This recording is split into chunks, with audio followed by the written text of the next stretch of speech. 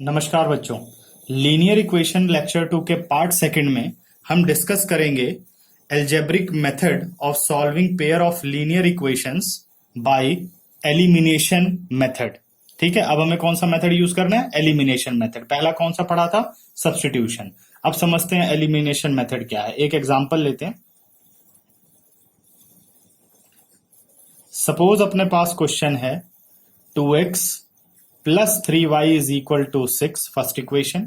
और सेकंड है अपने पास 6x plus y is equal to 3। हमें इन दोनों इक्वेशन को सॉल्व करना है बाय एलिमिनेशन मेथड। अब ये एलिमिनेशन मेथड है क्या? सबसे पहले क्या करना है कि equation ax plus B Y is equal to C की फॉर्म में कन्वर्ट कर लेना है। ठीक है, दोनों में कांस्टेंट को कहां ले जाना है? राइट पे ले जाना है। हम ले गए। अब x के कोफिशिएंट को देखना है या y के कोफिशिएंट को देखना है। ठीक है, तो सपोज मैं x के कोफिशिएंट को देखता हूं। तो इन दोनों जो x के कोफिशिएंट है, फर्स्ट इक्वेशन में x का कोफिशिएंट 2 है और सेकंड में x का कोफिशिएंट 6 है। तो आपको क्या करना है? सबसे पहले इन दोनों का आपको एलसीएम फाइंड आउट करना है। ठीक है, तो LCM of 2 and 6 is 6। Clear? ये बात आप लिखना चाहो तो लिखो, और एग्जाम में नहीं लिखते हो तो कोई फर्क नहीं पड़ता। मैंने इसलिए लिख दिया है कि जब भी आप रिवाइज करो तो आपको याद रहे कि हमेशा जब आपको कोफिशिएंट इक्वल बनाने होते हैं तो हम एलसीएम मेथड का यूज करते हैं। ठीक है, और कोई टीचर आपको बता देता है कि इसके कोफिशिएंट से इसको मल्टीप्लाई कर दो और इसके कोफिशिएंट से इसको मल्टीप्लाई कर दो, यानी फर्स्ट को 6 से और सेकंड को 2 से। तो ऐसा आपको नहीं करना। ये कैलकुलेशन, ये वाला मेथड कैलकुलेशन डिफिकल्ट बना देता है। ऐसा नहीं कि आंसर नहीं आएगा, बट कैलकुलेशन डिफिकल्ट हो जाएगी। तो सबसे सही मेथड है कि आप क्या करोगे, इन दोनों का पहले एलसीएम निकालोगे। तो 2 और 6 का एलसीएम कितना आ गया? 6। अब देखो फर्स्ट, अब दोनों जगह यही एलसीएम आपको बनाना है जो 6 है। तो यहां x का कोफिशिएंट कितना है? 2, 6 नहीं है, यानी यहां आपको चेंज करना है। तो first is multiplied by 3 and second is multiplied by 1, क्योंकि यहां ऑलरेडी 6 है। अगर यहां पर 6 ना होता और एलसीएम 6 आया होता दोनों कोफिशिएंट का, तो यहां पर भी हम मल्टीप्लाई करके 6 बताते। ठीक है, तो मल्टीप्लाई किया। और मल्टीप्लाई का मेथड क्या है कि पूरी इक्वेशन किससे मल्टीप्लाई होगी? 3 से। 3 into 2 6x, 3 into 3 9y, 3 into 6 18। Second को किससे मल्टीप्लाई करना है? 1 से। तो 1 into 6 6, 1 into y y, 1 into 3 3। अब क्या करना है कि दोनों के साइन को चेक करना है। अगर दोनों के साइन सेम है, प्लस प्लस यानी +6 माइनस माइनस, तो आपको फर्स्ट इक्वेशन में से सेकंड इक्वेशन को सब्ट्रैक्ट करना है। अगर कोफिशिएंट के साइन सेम है तो आपको फर्स्ट इक्वेशन में से सेकंड इक्वेशन को सब्ट्रैक्ट करना है। और अगर साइन है डिफरेंट, सपोज ये +6 होता है और ये -6 होता है, तो हमें इन्हें करना होगा प्लस। ठीक है, करेक्ट। तो अभी क्या करना है? हमें माइनस करना है। तो साइन सारे चेंज हो जाएंगे। एक तरह से समझो कि इस इक्वेशन के बाहर आप माइनस से मल्टीप्लाई कर रहे हो। तो -6 -1 -3। अब +6 -6 क्या हो गया? 0, cancel. 9y - 1y it is 8y, और 18 - 3 15। Answer is y is equal to 15/8। अब हमें फाइंड आउट करना है x। तो इस y को आप चाहे फर्स्ट इक्वेशन में रखो या सेकंड इक्वेशन में रखो, आप x को फाइंड आउट कर सकते हो। तो मेरे हिसाब से सेकंड इक्वेशन ज्यादा इजी है। Put y in equation second to get x. 6x plus 15/8 is equal to 3. अब सिंप्लीफाई कर लेते हैं दोनों को। 6x is equal to 3 minus 15/8. 6x is equal to 8 LCM, 8 3 24 minus 15. 6x is equal to 9/8. ठीक है, x is equal to 9/8 into 6. 3 2s are 6, 3 3s are 9. What is the value of x? 3/16. Correct. और check करना चाहो तो इधर इन equation 1 और 2 दोनों को पुट करो, RHS सेटिस्फाई होना चाहिए, तो अपना आंसर सही है। क्लियर? ठीक है,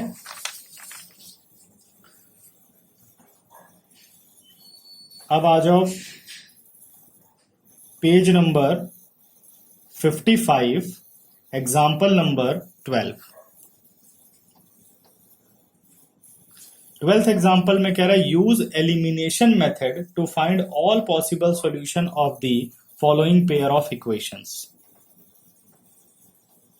2x plus 3y is equal to 8 and 4x plus 6y is equal to 7. Correct? तो किसी भी एक कोफिशिएंट को इक्वेट कर लेते हैं. चलो पिछली बार x किया था, इस बार y कर लेते हैं. 3 और 6 का एलसीएम कितना हो गया? एलसीएम ऑफ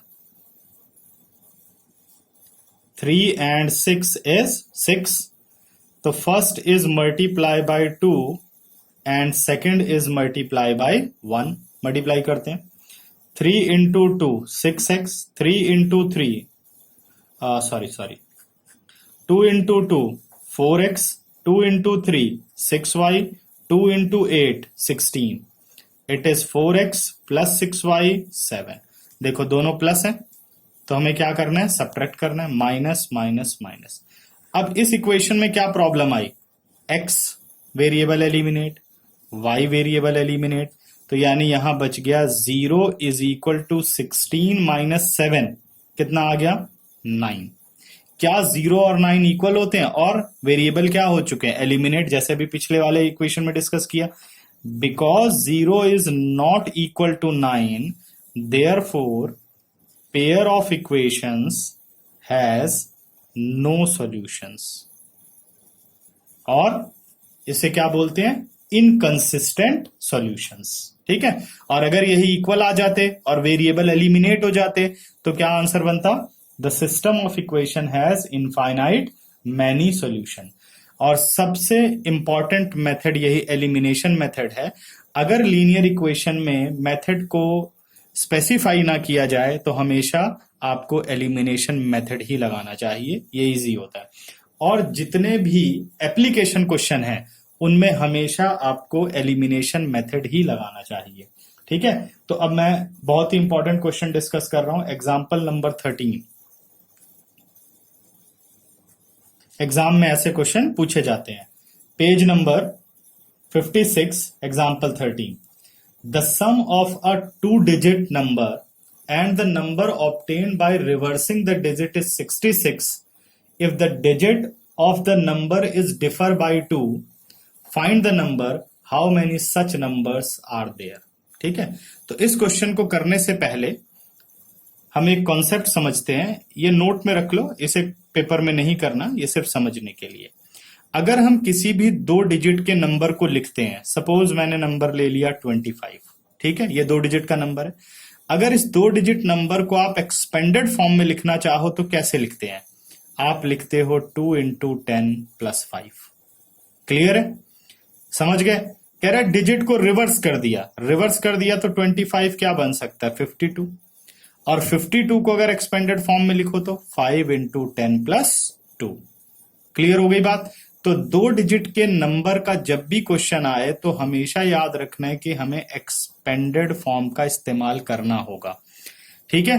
3 डिजिट का नंबर आए तब भी हमें एक्सपेंडेड फॉर्म का इस्तेमाल करना होगा. जैसे मान लीजिए आपके पास 3 डिजिट का नंबर आ गया 535. तो इसे कैसे लिखना है? 5 इंटू 100 प्लस 3 इंटू 10 प्लस 5. ठीक है. आप कई सोच रहे होंगे क्या सर ये बता रहे हैं, ये सब तो हम छोटी क्लासेस में कर चुके हैं.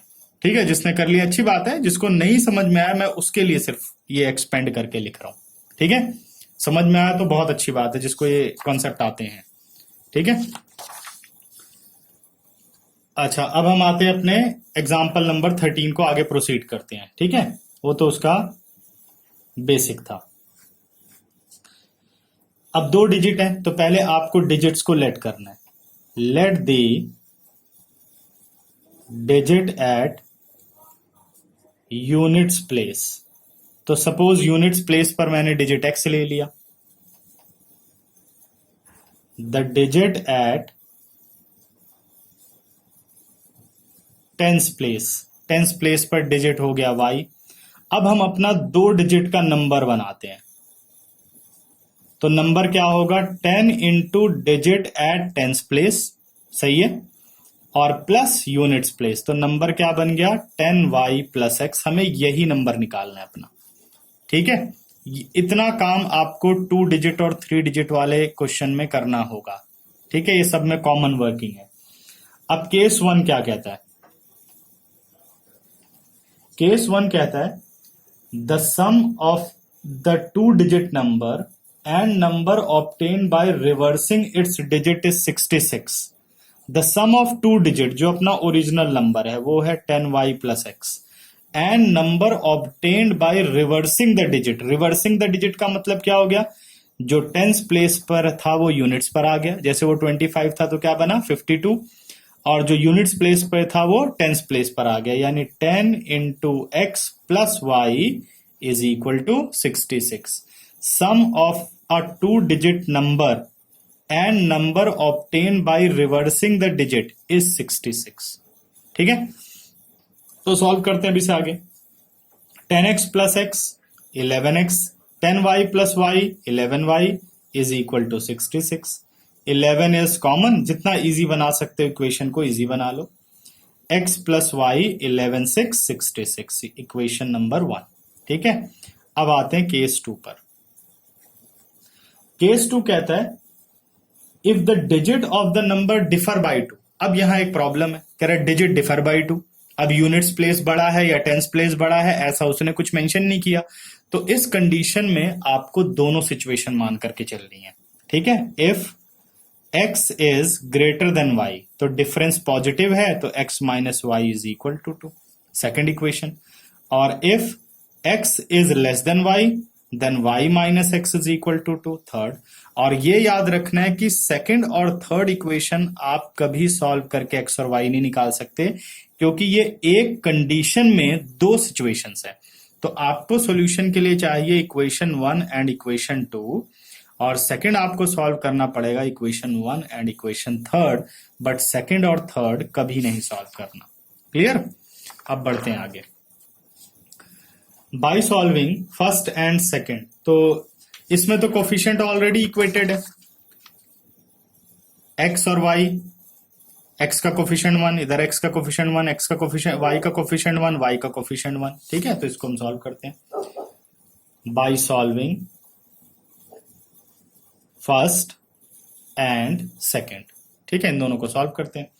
तो फर्स्ट इक्वेशन अपने पास है x plus y is equal to 6। Second equation अपने पास x minus y is equal to 2। इस बार हम डिफरेंट साइन वाले कोफिशिएंट लेते हैं, ठीक है। सेम वाले तो कर चुके हैं, भाई सेम हो तो माइनस करना है और डिफरेंट हो तो प्लस करना है। अब डिफरेंट वाला मैं y ले रहा हूं, देखो y का कोफिशिएंट 1 है और यहाँ y का कोफिशिएंट क्या है 1 है। अब साइन देखो यहाँ प्लस है और यहाँ पे -1 है।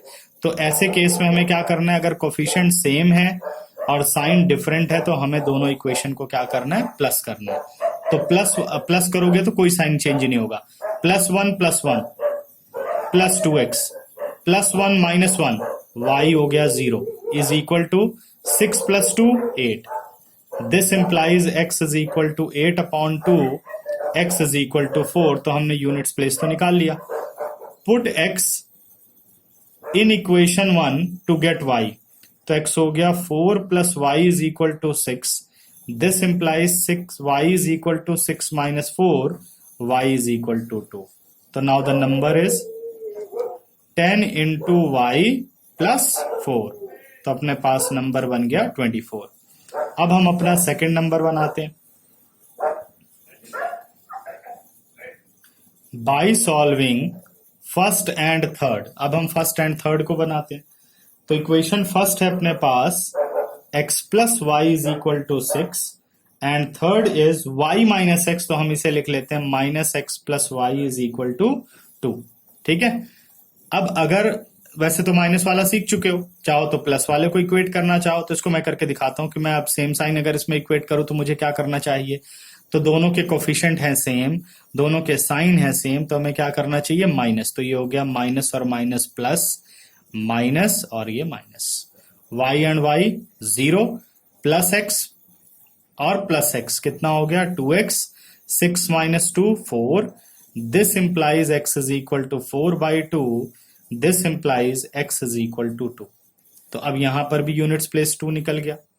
Put x in equation first और थर्ड, तो फर्स्ट में रख देते हैं। 2 + y is equal to 6, y हो गया 6 - 2, y कितना आ गया 4।